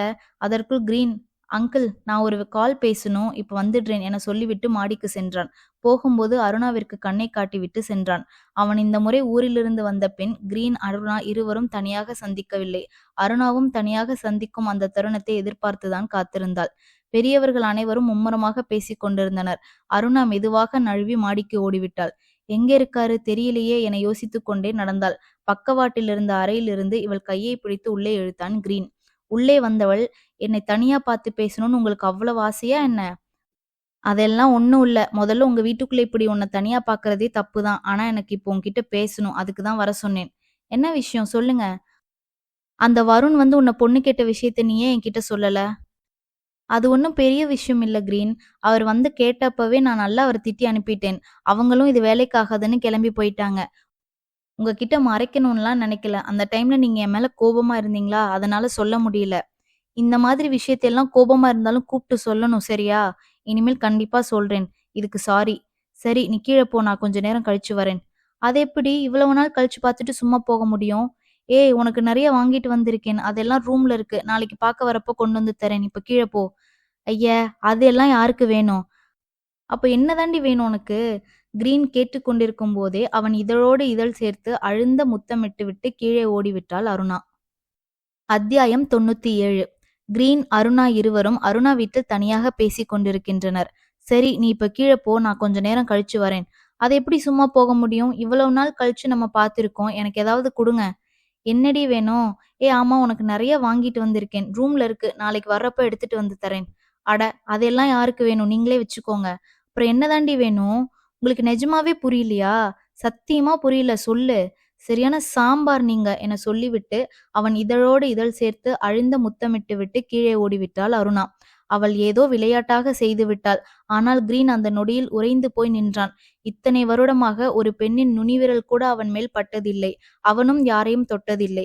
முதல் முத்தம், அதுவும் தன் மனதுக்கு மிகவும் பிடித்தமான பெண்ணிடமிருந்து கிடைத்திருக்கிறது. இது தவறு என ஒரு பக்கம் தோன்றினாலும் மறுபுறம் அவன் மனம் சிறகடித்து பறந்து கொண்டிருந்தது. தன் இதழ்களை தடவி பார்த்து கொண்டிருந்தான். இந்த காலத்தில் காதலிக்கும் இருவருக்கும் இடையில் இது ஒரு சின்ன விஷயம்தான். ஆனால் கிரீனுக்கு அது ஒரு பெரிய கனவு. அந்த நொடியிலிருந்து மீண்டு வரவே அவனுக்கு விருப்பமில்லை. ஆனாலும் போயாக வேண்டும் என்பதால் கீழே வந்தான். அதுவரை வருண் குடும்பம் அங்குதான் இருந்தது. குமரவேலுவிடம் நாளை வருவதாக சொல்லிவிட்டு அருணாவை ஒரு முறை முறைத்துவிட்டு சென்றான். அங்கிருந்தவரை கிரீன் வருணிடம் எதுவும் பேசவில்லை. கிரீன் சென்ற பின் அருணா தனக்குள் சிரித்து கொண்டாள். பெரியவர்கள் பேசிக் கொண்டிருந்ததால் தன் அறைக்கு போய்விட்டாள். வருணுக்கு வேறு ஒரு திருமணம் ஏற்பாடு செய்ய வேண்டும் என்பதை பத்தி பேசிக் கொண்டிருந்தனர். தம்பி இப்போ மனசு மாறி இருக்காரு, அதனால கண்டிப்பா நல்ல பொண்ணு கிடைக்கும். ஆமா, நாங்களும் பார்க்க ஆரம்பிக்கலாம்னு நினைச்சிட்டு இருக்கோம், என்றார் வசந்தி. எனக்கு இப்பதான் ஞாபகம் வருது. எங்க ஊர்ல எனக்கு தெரிஞ்ச பொண்ணு ஒண்ணு இருக்கு. 3 மாசத்துக்கு முன்னாடி கல்யாணம் ஆச்சு. நாங்க கூட போயிட்டு வந்தோம். ஆனா என்னன்னு தெரியல, கல்யாணமான 1 மாசத்துல அந்த பையன் ரொம்ப உடம்பு சரியில்லாம இருந்து இறந்து போயிட்டான். அழகா ஆரம்பிச்ச கல்யாண வாழ்க்கை அதுக்குள்ள கருகி போச்சு. மறுபடியும் கல்யாணம் பண்ணணும்னு அவங்க அம்மா போன வாரம் கோவில்ல பார்த்தப்ப சொன்னாங்க. உங்களுக்கு சரின்னு பட்டா சொல்லுங்க, நான் வேணாலும் அவங்க கிட்ட பேசுறேன், என்றார் பிருந்தா. நீ என்ன சொல்ற வருண்? எனக்கு ஒன்னும் இல்லம்மா. அந்த பொண்ணுக்கு என்ன பிடிச்சிருந்தா போதும், பேசி பாருங்க, என்றான். அப்போ நீங்க அவங்க கிட்ட பேசிட்டு எனக்கு தகவல் சொல்லுங்க, என்று சொல்லிவிட்டு வருண் குடும்பம் அங்கிருந்து கிளம்பியது. அவர்கள் சென்ற பின், ஏன் பிருந்தா, அந்த பொண்ணை பத்தி எதுக்கு அவங்க கிட்ட சொன்ன? நாளைக்கு ஏதாவது பிரச்சனை வந்தா நடுவுல நம்ம தலை தானே உருளும், யோசிச்சு பாரு. நான் நல்லா யோசிச்சு தான் இத சொன்னேன். வருண் முன்னாடி மாதிரி இல்ல. அது இப்ப நமக்கே நல்லா தெரியுது. அதிதி எப்படி ஒரு வாழ்க்கைய வாழ்ந்துட்டு இருக்காளோ, அதே மாதிரி வருணும் வாழணும். அதான் சொன்னேன். அது சரிதான். ஆனாலும் இதுல ஒரு பிரச்சனையும் வராது. விடுங்க, நான் பாத்துக்கிறேன். சரி பிருந்தா, நாளைக்கு கிரீன் தம்பிய லஞ்சுக்கு வர சொல்றேன். அதுக்கான ஏற்பாடெல்லாம் பாத்துக்கோ. சரிங்க, நான் பாத்துக்கிறேன். அன்று காலை தான் பின்லாந்து வந்து சேர்ந்தான் ஜான். அவனுக்கு தொழில் விஷயமாக அங்கு முக்கியமான சில நபர்களை பார்க்க வேண்டியது இருந்தது. எப்போது வந்தாலும் ஹோட்டலில் தான் தங்குவான். இந்த முறை தான் வாங்கியிருக்கும் வீட்டில் போய் இருக்கும்படி அலெக்ஸ் சொல்லியிருந்தான். அதனால் அங்கு வந்து விட்டான். அந்த வீடு அவனுக்கு மிகவும் பிடித்திருந்தது. அவனுக்கு தேவையான உதவிகளை செய்து கொடுப்பதற்காக மேக்ஸ் வந்திருந்தான். வாசகர்களுக்கு மேக்ஸ் ஞாபகம் இருக்கும் என நினைக்கிறேன். அலெக்ஸின் நண்பன் அவன். ஜான் எத்தனை நாட்கள் இருக்கப் போகிறான், என்ன வேலையாக அங்கு வந்திருக்கிறான், கார் வேண்டுமா என அனைத்தையும் கேட்டுக்கொண்டு அதற்கேற்ப அனைத்தையும் செய்து கொடுத்தான் மேக்ஸ். ஜான் இதுவரை பலமுறை பின்லாந்து வந்திருக்கிறான். ஆனால் இந்த வீடும் இந்த சூழ்நிலையும் அவனுக்கு பிடித்திருந்தது. அவன் வந்திருந்த வேலை முடிந்த பின் கூட அங்கிருந்து கிளம்ப மனமில்லை. அதிதி, அலெக்ஸ் இன்னும் பேலஸ்க்கு வரவில்லை. அங்கு சென்றாலும் தனிமையில்தான் இருக்க வேண்டும். அதற்கு இங்கேயே இருக்கலாம் என நினைத்து அங்கேயே தங்கிவிட்டான். ஒரு நாள் மேக்ஸ் தங்கை மரியா அங்கு வந்திருந்தாள். அவளிடம் அதிதி சில உடைகளை தயாரித்து ஜான் வருவார், அவரிடம் கொடுத்து விடும்படி சொல்லியிருந்தாள். அதனால் அதை கொடுப்பதற்காக வந்திருந்தாள்.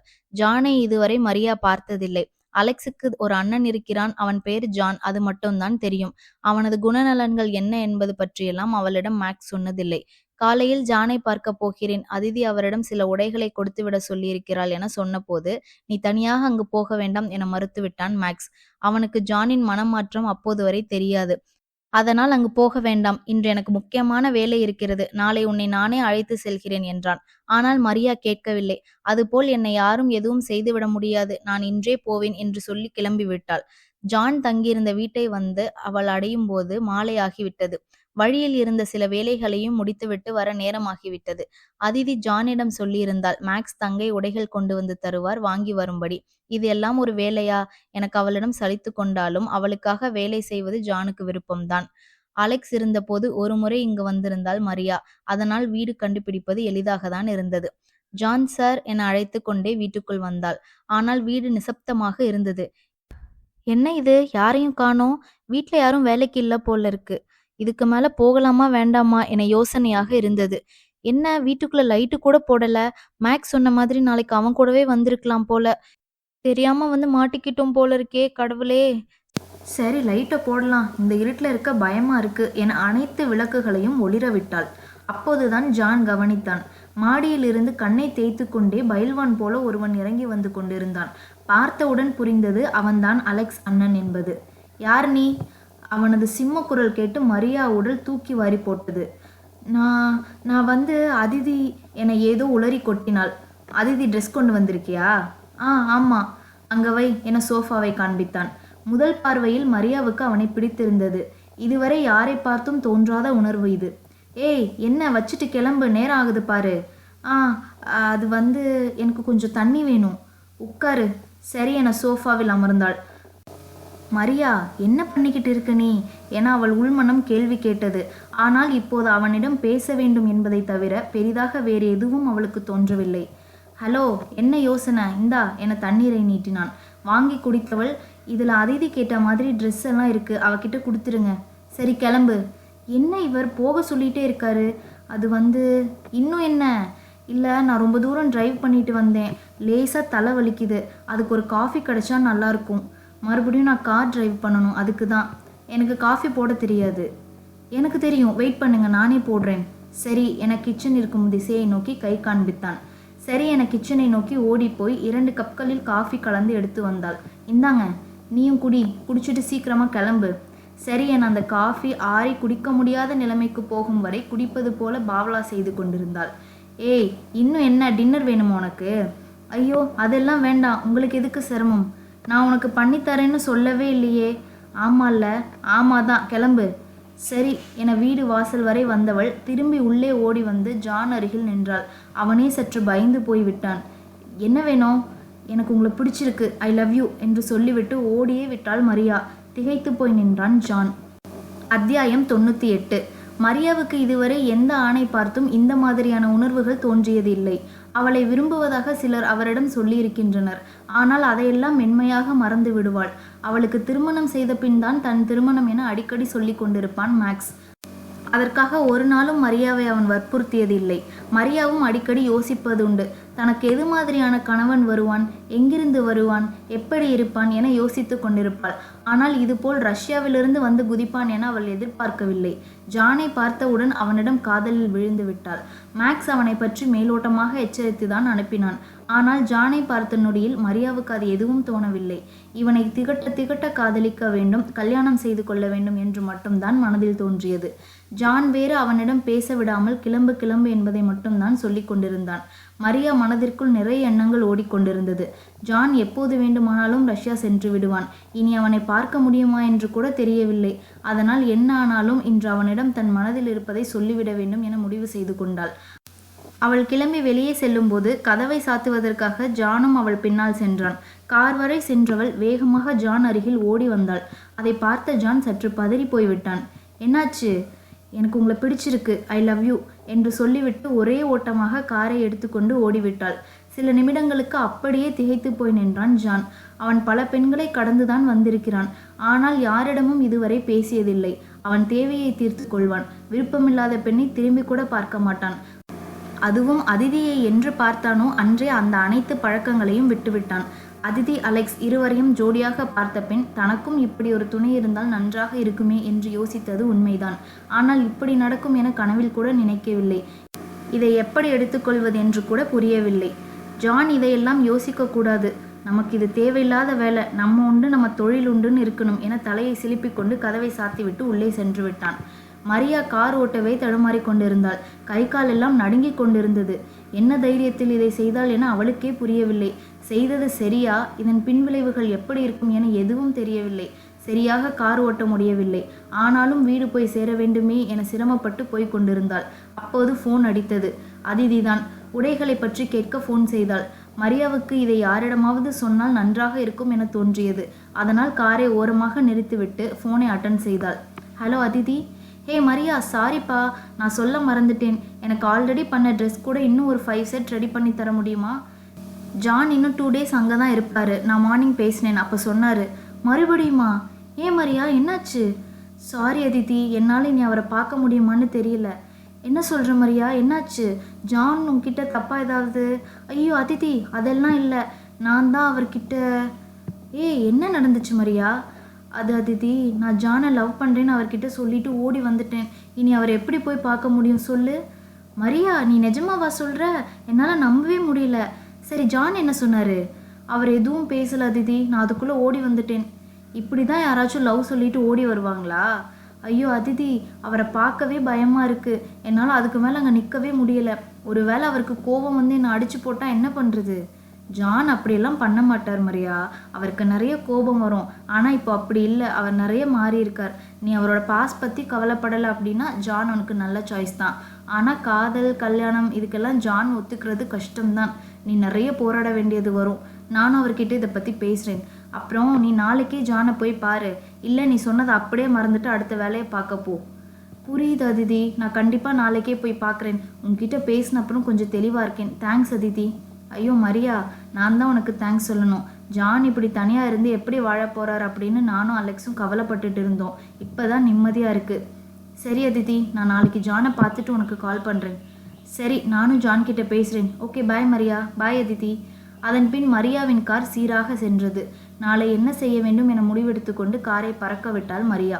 தோட்டத்தில் அமர்ந்திருந்த அலெக்ஸ் அருகில் வந்தாள் அதிதி. என்ன அதிதி, ஃபேஸ் இவ்வளோ ஹாப்பியாக இருக்குது, என்ன விஷயம்? மரியா கிட்ட பேசிட்டியா?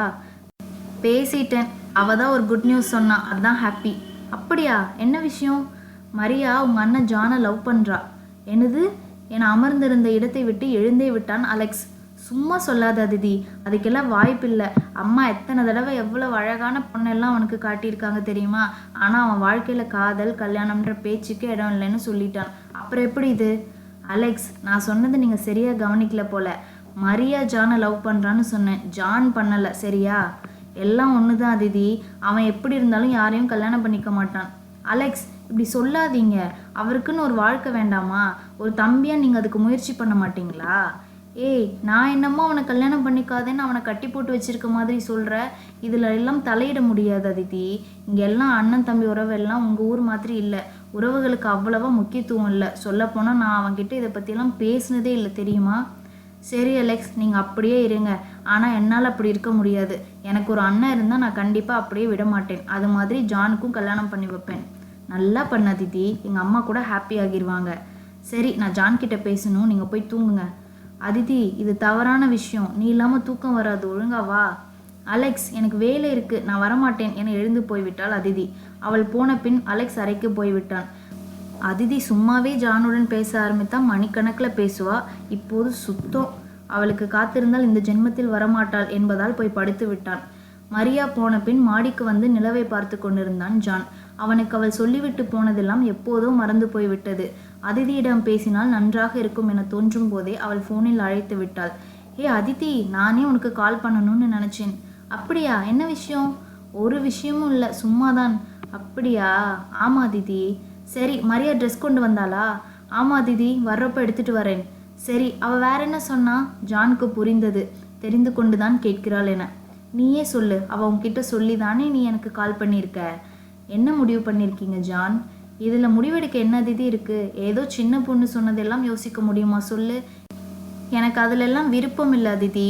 நீங்கள் சீக்கிரமாக ஒரு குழந்தைய பெற்று கொடுங்க, எனக்கு அது போதும். ப்ளீஸ், எனக்கு இதெல்லாம் வேண்டாம். ஜான். அதிதி, இதை பற்றி தான் நீ பேச போகிற அப்படின்னா நான் காலை கட் பண்ணுறேன். பாய். அத்தியாயம் 99. அதிதி, நீ அதை பற்றி பேச தான் கால் பண்ணியிருக்க அப்படின்னா நான் காலை கட் பண்ணுறேன். எனக்கு அதை பற்றி பேச விருப்பம் இல்லை. பாய்.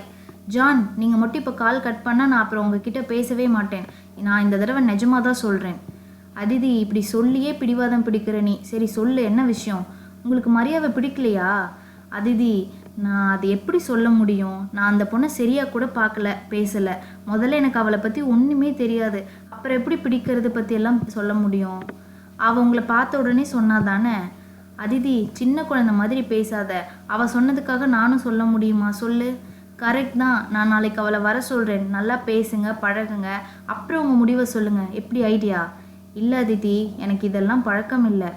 காதலிக்கிறவங்க எல்லாம் முன்னாடி பயிற்சி எடுத்துட்டா லவ் பண்ணுறாங்க சொல்லுங்க. அதித்தி, ஜான், நான் சொல்கிற எதையும் கேட்கக்கூடாதுன்னு முடிவு பண்ணிட்டீங்க அப்படி தானே? இல்லை, தனியாக எப்படி அந்த பொண்ணை வீட்டில் மீட் பண்ண முடியும்? பாருடா, நீங்கள் ஒன்றும் குழந்தை இல்லை. உங்களுக்கு மட்டும் சரியான வயசில் கல்யாணம் ஆகியிருந்தா இந்நேரம் நீங்கள் ஒரு குழந்தைக்கு அப்பா ஆகியிருப்பீங்க தெரியுமா? சரி, ரொம்ப டேமேஜ் பண்ணாத. நான் இப்போ என்ன பண்ணணும் சொல்லு. ஒன்றும் இல்லை, நாளைக்கு மரியா வருவா. நீங்கள் அவகிட்ட பேசணும், பழகி பாருங்க. பிடிக்கல அப்படின்னா அதை பற்றி அப்புறம் பேசிக்கலாம். என்னவோ போ, எனக்கு இதெல்லாம் சரியாக படலை. ஜான், அந்த பொண்ணுக்கு உங்களை பிடிச்சிருக்கு. எப்பவும் நமக்கு பிடிச்சவங்களை விட நம்மளை பிடிச்சவங்க கிடைச்சா அவங்கள விடவே கூடாதுன்னு சொல்லுவாங்க. அதையே தான் நானும் உங்களுக்கு சொல்கிறேன். மரியாவுக்கு உங்களை பிடிச்சிருக்கு, அதனால் முயற்சி பண்ணி பாருங்கள். அதில் தப்பு இல்லை, சரியா? அதிதி, நீ இவ்வளவு சொல்கிற, அதனால் நான் நாளைக்கு அவகிட்ட பேசி பார்க்குறேன். ஆனால் எனக்கு பிடிக்கல அப்படின்னா நீ என்னை வற்புறுத்தக்கூடாது, சரியா? Okay, done. சரி அதிதி, பாய். பாய் ஜான். அவனிடம் ஃபோனை வைத்துவிட்டு மரியாவுக்கு அழைத்தாள் அதிதி. அதற்குள் அவள் வீடு போய் சேர்ந்திருந்தாள். ஹலோ அதிதி, அவர்கிட்ட பேசினியா? என்ன சொன்னார்? பேசலை, போராடி அவரை சம்மதிக்க வச்சுருக்கேன். நாளைக்கு நீ போய் அவரை பாரு, பேசு.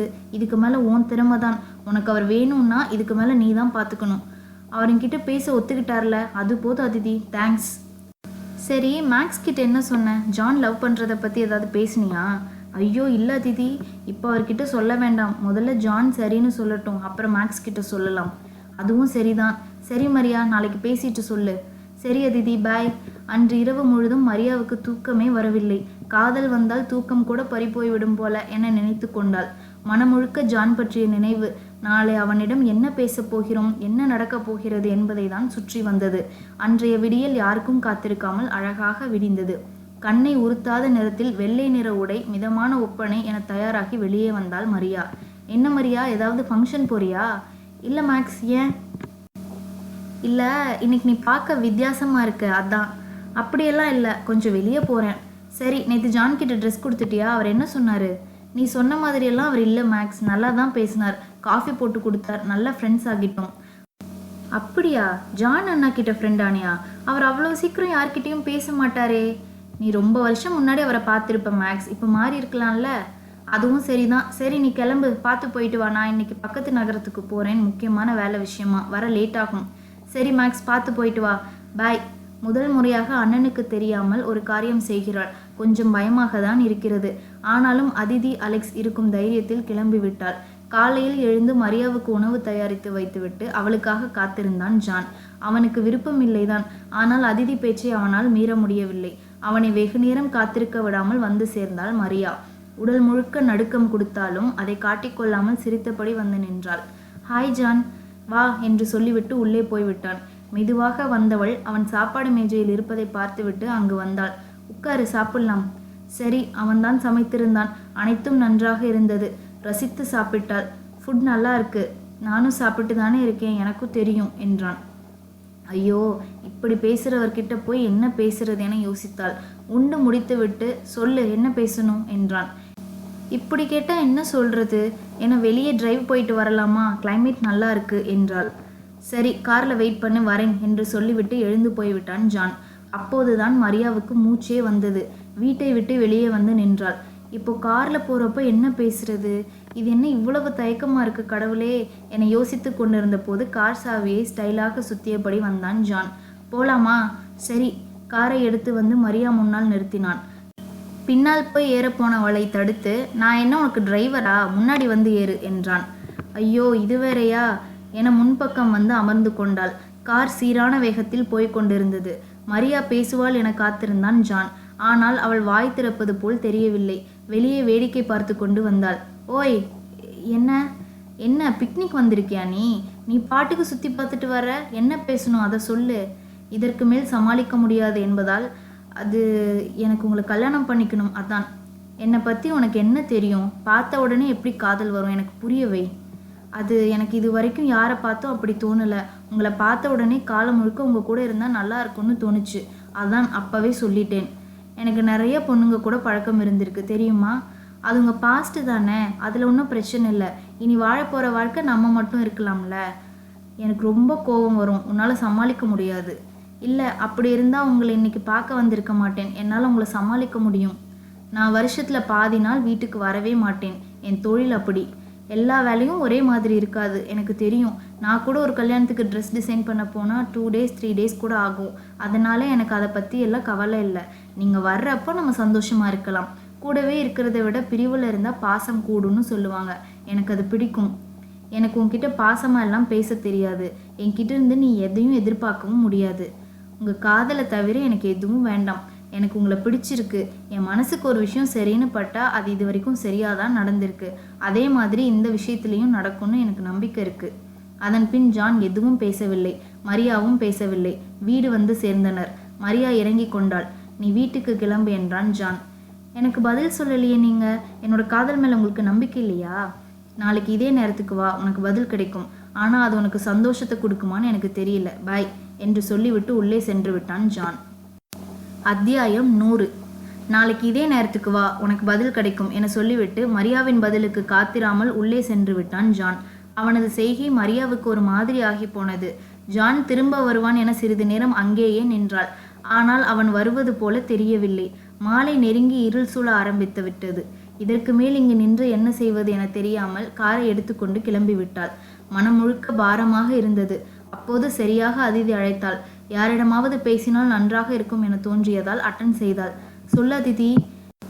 என்ன மரியா, குரல் ஒரு மாதிரி இருக்கு, என்னாச்சு? ஒன்றும் இல்லை அதிதி, நீ எதுக்கு கால் பண்ண சொல்லு. மரியா ப்ளீஸ், என்ன நடந்துச்சுன்னு சொல்லு. ஜான் என்ன சொன்னாரு? இன்னைக்கு தானே அதிதி பரீட்சை எழுதியிருக்கேன், நாளைக்கு தான் ரிசல்ட் வரும், அப்புறம் சொல்கிறேன். என்ன சொல்கிற மரியா? எனக்கு ஒன்றும் புரியல. ஜான் கிட்ட உன் காதில் சொன்னியா? அவர் என்ன சொன்னார்? நான் சொல்லிட்டேன் அதிதி.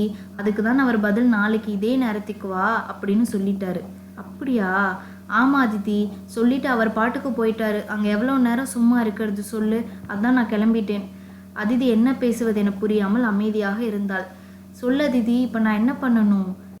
சாரி மரியா, ஜான் நம்மளை மாதிரி கிடையாது. அது உனக்கே தெரியும் தானே? தெரியும் அதிதி, எனக்கு நல்லா தெரியும். தெரிஞ்சு தான் இன்னைக்கு அவரை பார்க்க வந்தேன். ஆனால் இப்படி ஆகும்னு நான் எதிர்பார்க்கல. சரி, நீ நாளைக்கு ஜானை பார்க்க போறியா? ஆமாம், பதில் தெரியணும்ல அதிதி. சரி மரியா, இப்போ நீ வீட்டுக்கு போ. நான் ஜான்கிட்ட இதை பற்றி பேசுகிறேன். அதிதி, தயவு செஞ்சு நீ எனக்காக ஜான்கிட்ட எதுவும் பேச வேண்டாம். எனக்கு அதில் விருப்பமும் இல்லை. நான் உனக்காக பேசல மரியா, அவருக்காக தான் பேசினேன். அது அவருக்கு புரியல போல. சரி, இப்போ பத்திரமா வீட்டுக்கு போ. நான் உன்கிட்ட அப்புறம் பேசுகிறேன். சரி அதிதி, பாய். மரியாவிடம் ஃபோனை வைத்துவிட்டு ஜானுக்கு அழைத்தாள் அதிதி. அவனும் அவள் அழைப்பாள் என எதிர்பார்த்து தான் இருந்தான். அதனால் உடனே எடுத்து விட்டான்.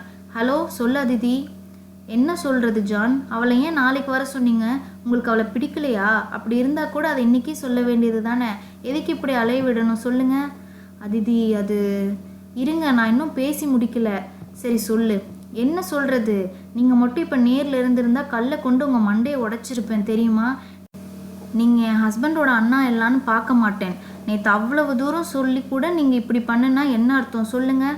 உங்களுக்கு ஒரு நல்ல துணை அமைய வேண்டாமா?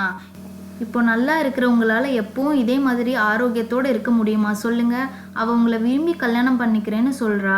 அவள் கையில் ஒரு மோதிரத்தை மாட்டி விட உங்களுக்கு அவ்வளோ கஷ்டமாக இருக்கா?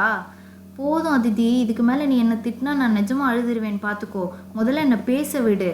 என்ன பேச போகிறீங்க சொல்லுங்கள். உங்களுக்கு மரியாவை பிடிக்கலையா? அவள் காதல் மேலே உங்களுக்கு நம்பிக்கை வரலையா? இல்லை அவளை பார்த்தா நல்ல பொண்ணு மாதிரி உங்களுக்கு தெரியலையா? ஐயோ அதிதி, அவளை எனக்கு பிடிச்சிருக்கு. அதிதிக்கு அப்போது தான் மூச்சே வந்தது. அப்புறம் அதை அவகிட்ட சொல்ல வேண்டியது தானே. எதுக்கு நாளைக்கு வர சொன்னீங்க? உடனே எப்படி சொல்ல முடியும் அதிதி? எனக்கு அந்த பொண்ணு முகத்தை பார்த்து பேசவே அவ்வளவு தயக்கமாக இருக்குது. அப்போ நாளைக்கு மட்டும் எப்படி பேசுவீங்க? அதே முகத்தை தானே பார்த்து பேசணும். அதுக்கு தயாராக தான் இந்த ஒரு நாள் டைம் அதிதி. ஜான், நீங்கள் உடனே சொல்லியிருந்தா அவள் அவ்வளவு சந்தோஷப்பட்டு இருப்பா. அவள் என்கிட்ட எவ்வளோ வருத்தப்பட்டு பேசினா தெரியுமா? அதிதி, எனக்கு இப்போ கூட பயமாக தான் இருக்குது. அந்த பொண்ணை பிடிச்சிருக்கு, அதை மறுக்க விரும்பலை. ஆனால் ஒரு நல்ல கணவனாக அந்த பொண்ணுக்கு இருக்க முடியுமான்னு தெரியல. ஏன் அப்படி சொல்கிறீங்க ஜான்? உங்களுக்கு என்ன குறை? அது எனக்கே தெரியல அதிதி. எங்கள் பேலஸ்க்கு யார் புதுசாக வந்தாலும் அலெக்ஸ் ஈஸியாக பேசி பழகிடுவான்.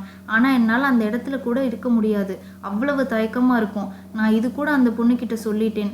ஆனால் அந்த பொண்ணு நான் சொல்கிற எல்லாத்துக்கும் சரின்னு சொல்கிறா.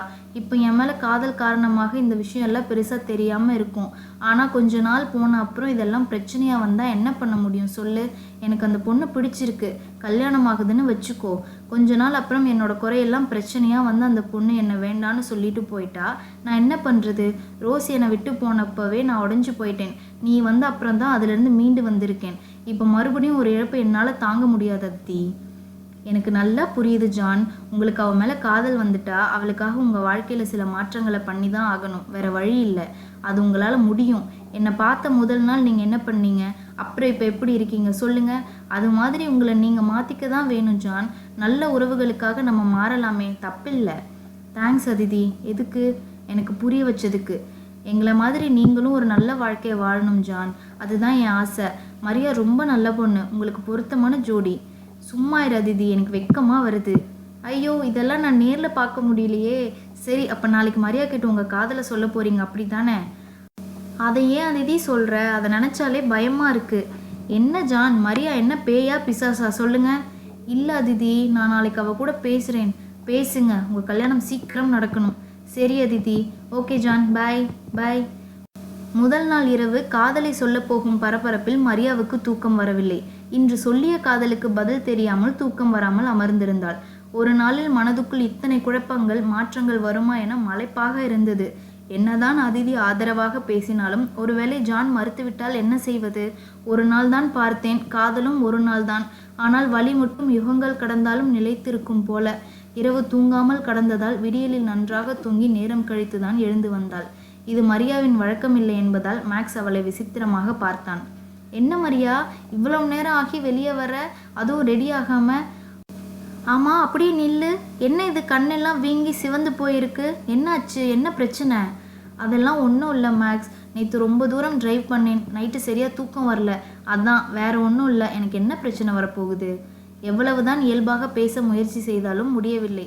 என்கிட்ட போய் எப்போ இருந்து பேச ஆரம்பிச்சிருக்க மரியா? ஐயோ மேக்ஸ், அதெல்லாம் இல்லை, நான் உண்மையை தான் சொன்னேன். சரி, நான் வெளியே போயிட்டு வரேன் என்று சொல்லிவிட்டு கிளம்பி விட்டான் மேக்ஸ். அவன் நம்பவில்லை என்பது அவன் குரலில் நன்றாக தெரிந்தது. கடவுளே என தலையில் கை வைத்து அமர்ந்து விட்டாள் மரியா. ஜான் வர சொன்ன நேரம் வேறு ஆகிவிட்டது. போலாமா வேண்டாமா என யோசனையாக இருந்தது. காதல் வேண்டாம் என்று சொல்லிவிட்டான். என்ன செய்வது? பயமாக இருந்தது. சிறிது நேரம் கழித்து உள்ளே வரலாமா என ஒரு கட்டை குரல் கேட்டது. யார் என பார்த்தபோது கை நிறைய பூக்களுடன் ஜான் நின்று கொண்டிருந்தான். இதுவரை இந்த கதையோடு எங்களுடன் பயணித்த அனைத்து நல் உள்ளங்களுக்கும் நன்றி. உங்களது கருத்துகளும் விமர்சனங்களும் தான் ஒரு எழுத்தாளருக்கு சிறந்த வெகுமதி. எனவே உங்களது கருத்தை மறக்காமல் பதிவிடுங்கள்.